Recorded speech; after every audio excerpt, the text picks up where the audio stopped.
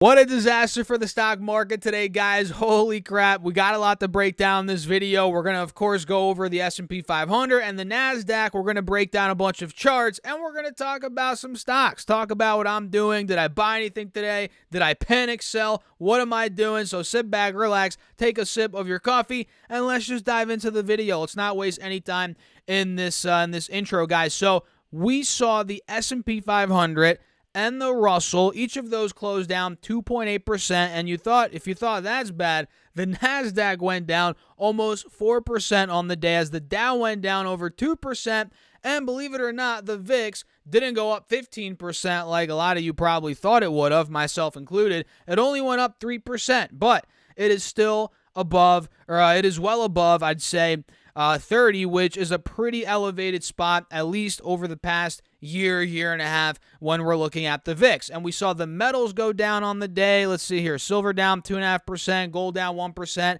And last I checked, Bitcoin, Ethereum, those are down as well, which we're going to break down later in this video. So make sure you guys stick on throughout. So at this point in time, SPY is down from the recent high, which was just yesterday, guys. I mean, this is not like it was days ago. It was just yesterday we were at 380. It is now down at 362, which is a down move of over 4%. We're talking 4.5%.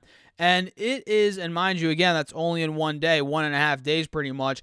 And it is now down about it is about $6 to $7 away from the recent low that was hit on the 3rd of October, which you guys can see SPY hit that at, or that low was at $355 roughly. So by the looks of it, guys, on the 20-day chart here, we have a clear head and shoulders. If we zoom in a little bit and I show you all this, you guys see that clear head and shoulders, and we're well under the moving averages. So if I had to guess, this is probably going to at least test the lows, and most likely, well, I don't want to say most likely because who the heck knows, right? But it's probably going to even take that low out. And if we take 355 out, if I pull up the 4-hour, let's see, where would we go from there? Well, we can't even see on the 4-hour chart. We're going to have to pull up the 3-year chart. So do you guys remember, I said this about, a couple times last week. I haven't mentioned it recently, probably in the past couple of videos, but I mentioned you guys in the past how $340 on SPY was that high from before the COVID crash. I think if we take 355 out, which was, again, the low from a couple days ago, we're probably going to go to 240 or 340 rather on SPY, 340, 345. That would be my next target in the very, very short term. And Triple Q, if I pull this up, let's see what's going on here. This had a horrible day today. It dropped $11, down 4%. And we're noticing on this 3-year chart, guys, this looks like a head and shoulders. Do you guys see it? Let me actually get rid of my alert there. Let me show you all this. If I draw this out, clear as day, head and shoulders. Boom. Left shoulder, head, right shoulder. Now we're under both moving averages on this time frame. And if we look here at the pre-COVID crash high for Triple Q, it was right around 237, 240, 240-ish roughly. So we're almost there. We're at 269, guys. If we get another leg down, we're only about 8, 9, 10% percentage points away. So it's something that it's a level that could be hit. Let's say if we get another couple of weeks of red in a row, or maybe just one really bad week. Maybe next week. Who knows? I'm not calling for that, but I'm just trying to really show you guys how close we are to that point, which, again, was the all-time high before the COVID crash. So let's see oil. Let's transition here to oil and see what's going on with this. Last I checked, it was up 4%. Oh, wow, look at that. It's up over 5% now. So oil is really starting to turn.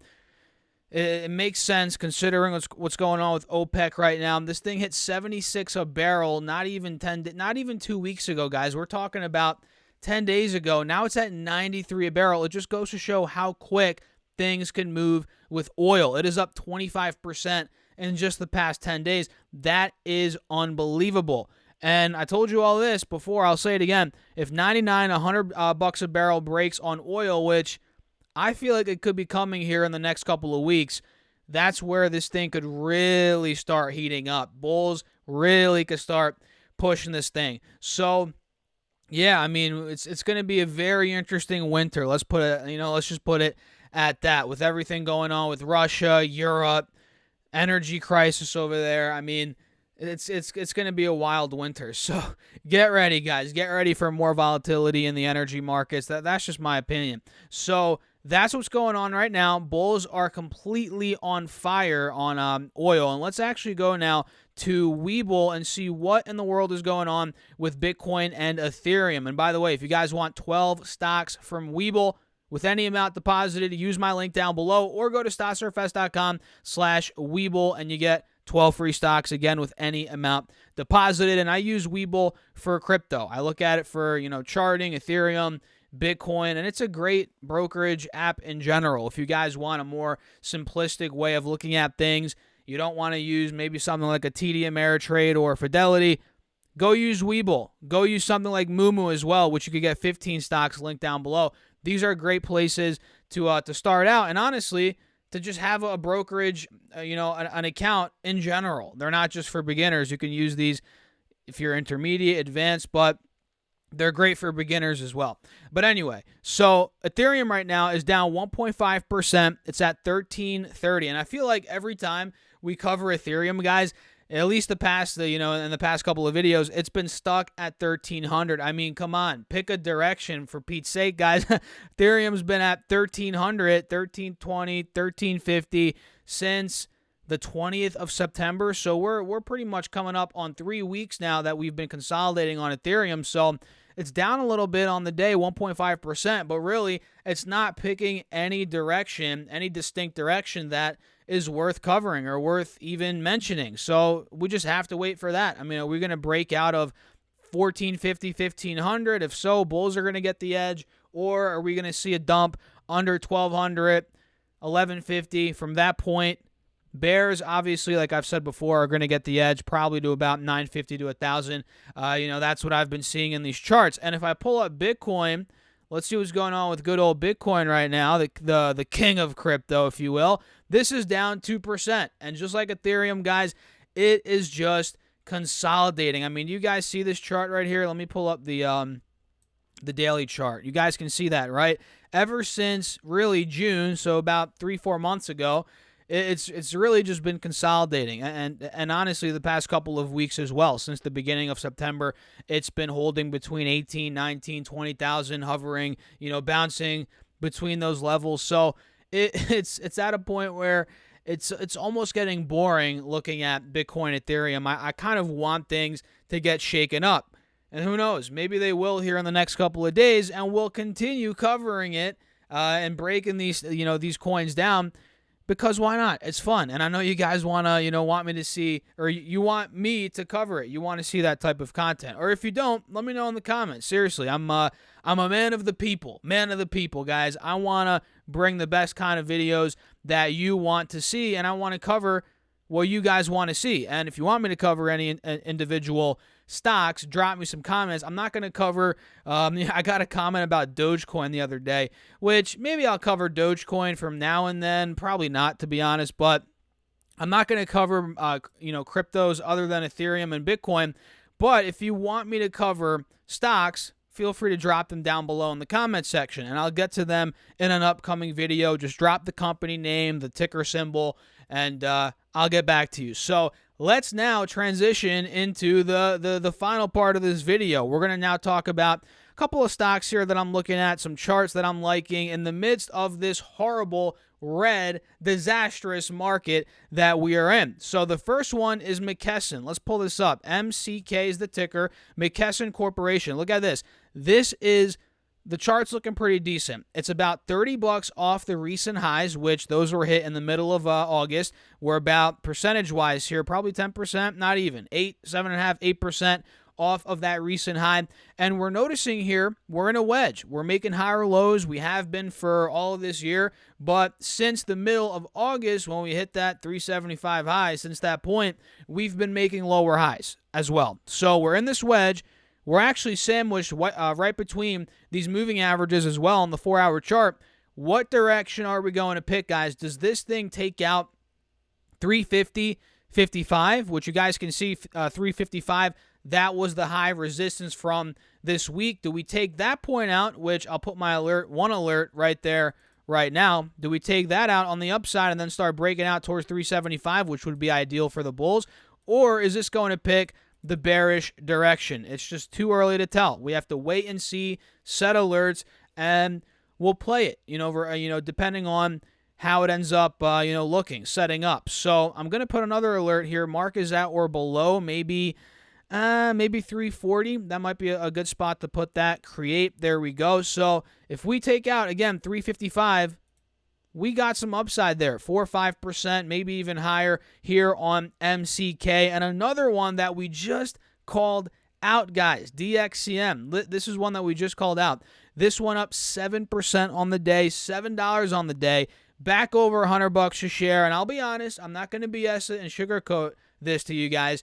It is overbought. It played out like we covered it last video or a couple of videos ago, whenever that was. We recently covered it. You guys know if you watch the videos. It's come up a long way from that point, or a good chunk, and now it's overbought, right? So let's see if we could pull back maybe a little bit, consolidate, whether it's at 94, 95 a share, maybe even 100 a share, right where we are right now. If we could consolidate between, let's just say 95 to 100, we might be able to get a re-entry on this. It really might be. A re-entry point. So DXCM, Dexcom, keep your eyes on it. 7% green day on the day, which is a pretty solid day. And let's see, the next one on the list is VRTX. This one popped up when I was looking up some stocks and just looking at the markets, how things went today. This is one that I was looking at and I was like, oh, this chart looks pretty good. Vertex Pharmaceutical. It went down on the day. It had a red day, 1.1% red day. But what we have here is an ascending triangle. Do you guys see it? We have higher lows being made. Boom, boom, boom. You guys see all these higher lows? 1, we got 2, we got 3. There you go. And we also have resistance. We've had resistance at about $300 for all this year pretty much, especially since April. So we're talking 6 months ago, half a year ago. We've had a resistance at about 295, 300. So I feel like it's going to squeeze out of there, or at least there's a chance it could. And for that reason, it's on my watch list. I'm watching it, which is why it's on the watch list, guys. And I'm going to set my alert at let's put it at 300. Mark is at or above $300. If we take that point out and 305 after that, let's see. What's the all-time high on this bad boy? Look at this. This is even a bigger deal now. Look at this. 305 was hit not only now, this whole past couple of, 6 months or whatever, but it was also resistance back in 2020, June of 2020, about 2.5 years ago, which is a decent time, chunk of time ago. But then again, it feels like that was just yesterday, at the same time. But yeah, that makes it an even bigger resistance for this to get out of. And if it breaks out at 305, it's going to be at a multi-year high, all-time high. Who knows where it could go from there. So VRTX, watch out for it. Pepsi's another one, which I think is just way oversold. Way oversold. Look at this. Pepsi's down. And when you look at it, I mean, percentage-wise, it's not down much at all. I mean, really, it's kind of laughable that I'm saying this is extremely oversold, but it is. And it's relative, right? Extremely oversold is relative to what kind of stock you're talking about, or a huge red move or, a big drop is relative to what kind of stock you're talking to. Maybe for GameStop, a 5% drop, 10% drop isn't much. 50% would be a lot for GameStop, but that'd be a lot for any stock. But a 5%, 10% drop for Pepsi, that's a pretty decent drop. And that's what it's down. It's down about more like 12% from the recent 181 high. And it looks like we're at the bottom of this channel. Do you guys not see that? Look at that. I mean, we got earnings coming up. Oversold, bottom of this channel. And if these earnings, really, it all depends on this, to be honest. If these earnings surprise, maybe the earnings don't surprise, but if guidance is great, which hopefully guidance is good, this could really see a turnaround. Maybe from the low 160s where it is now. Maybe it goes to 158, 9, whatever. But from where it is now, mid-60 or mid-160s, high 160s, we might be getting some sort of a snapback there. So they report on the 11th, which is what? Tuesday, I believe. Tuesday after the bell. So make sure to subscribe because we're going to be breaking down all these stocks next week as well, as we do every day, guys. Forget the week. Every day we do this. So make sure to subscribe because we'll see. We'll see how it goes down. I think here it's oversold. Snapback could be coming. Another one that I'm looking at is, well, you guys probably are as well, Tesla, TSLA. Tesla went down another 6% on the day. I believe they pushed back the court date for Elon and Twitter from October 17th to sometime in November. I forget exactly when. And you guys know Tesla investors right now, they're kind of paranoid. They're like, all right, Elon's now potentially going to be buying Twitter again. Is he going to be selling more Tesla? We all know he's using Tesla kind of as a piggy bank. Is he going to be selling Tesla?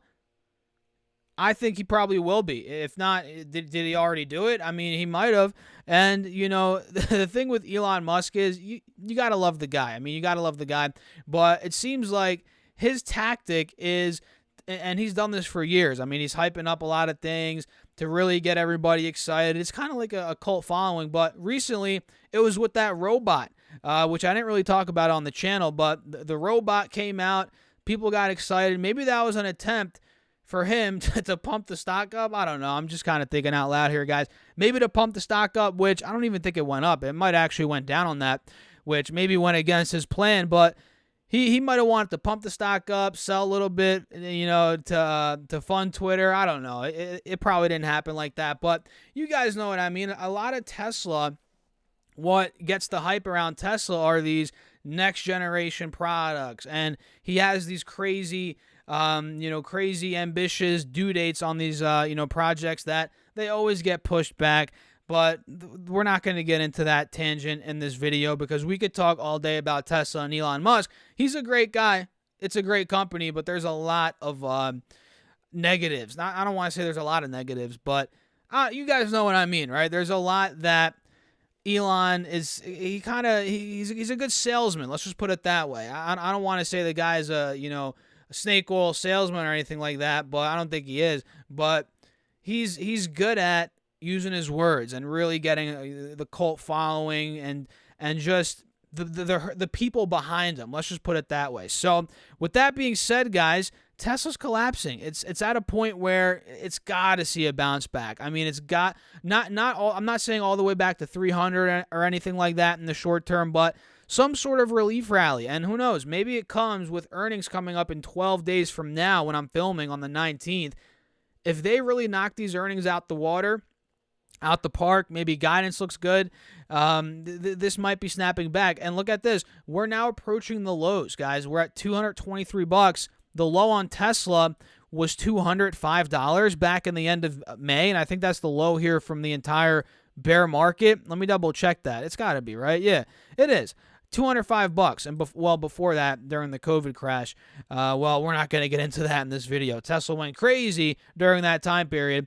But yeah, if we take 200 out, 180, 170, 75, that's where we could be going based on the chart that I'm seeing here, and not the spook you guys that are in Tesla right now that have heavy Tesla positions. But let me show you this. This is a 3-year chart. We have a head and shoulders on Tesla. Okay, that is a little bit worrisome. I'll be honest, guys.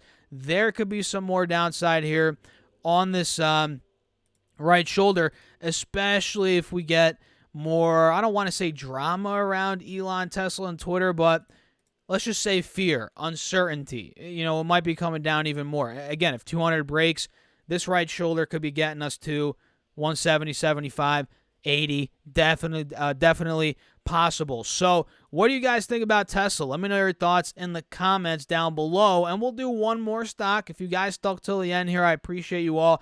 As always, let me know in the comments. Drop some dollar signs, money emojis, say stuck till the end. I appreciate you all, as always, guys. So the last one is Humana, ticker symbol HUM, which, to be honest, I don't know much about this company, but it popped up when I was looking at stocks for the video, and the chart looks pretty good. We have an ascending triangle, clear resistance at about 505 since the middle of July. That's been about, 3 months now, and we've been uptrending all year. So we're squeezing ourselves closer and closer to that 500, 510, 15 level, which I believe is setting up for a breakout. We're setting up to break out to break out of that point. So I'm going to set my alert now, $510, and we'll see. And actually, I don't even think I added this to my watch list yet. Let me do that very quickly on camera, guys, before I forget. Let's do that now. Boom.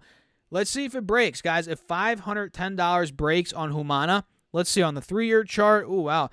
It's not even, let's see. Where are these all-time highs at? Oh, it's already at all-time highs. So if it breaks out of there, guys, there could be some more upside in the short term. We're talking from 5, 10, 15, maybe to 520, 30. We'll see where it goes from there. So add it to your radar, HUM. And as always, guys, I am not a financial advisor. Do not buy, sell, do anything based on these videos. This is all my opinions. These are all just my thoughts on these stocks. So take it for what you will. Take it with a grain of salt. And if you enjoyed the video, hit that like button. Feel free to subscribe. Check out my Patreon link down below. And if you haven't gotten your 15 stocks from Moomoo yet, use that link down below. Deposit at least $100, and you could get up to 15 stocks, each up to $2,000. And don't forget to also get your 12 stocks from Webull. All of those are linked down below. And with that being said, guys, I will catch you in the next video. Cheers. See you later. Peace out.